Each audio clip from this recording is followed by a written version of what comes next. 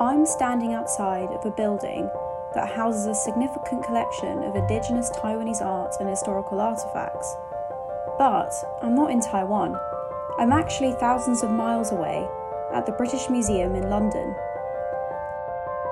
What's more, despite the textiles being owned by a museum, I won't get a chance to see them. So, how did art made by Taiwan's Indigenous people end up halfway across the world?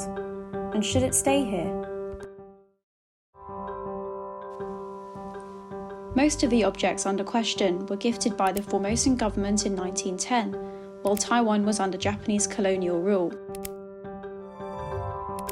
During this period, the Indigenous people of Taiwan were subject to cultural suppression and systematic categorization by the colonial government, leading to the loss of important traditions, rights, and cultural objects.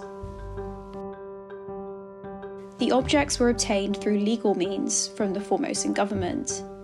However, some may dispute whether the objects should have been taken from the Indigenous people that made them in the first place. In recent years, many communities have called for the British Museum to return their cultural objects. In 2015, an exhibition of Australian and Torres Island Strait Indigenous art attracted controversy, with local communities claiming that the nature of colonialism made it impossible for the artefacts to be obtained fairly. For many Indigenous people, these objects are a direct link to their ancestors and sense of self as a people. It's not just that the objects are far from home, it's also that the vast majority of these objects aren't even on display.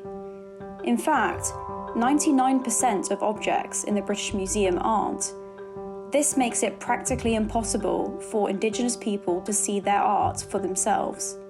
The British Museum says it consults with Indigenous communities and is open to discussions about loans.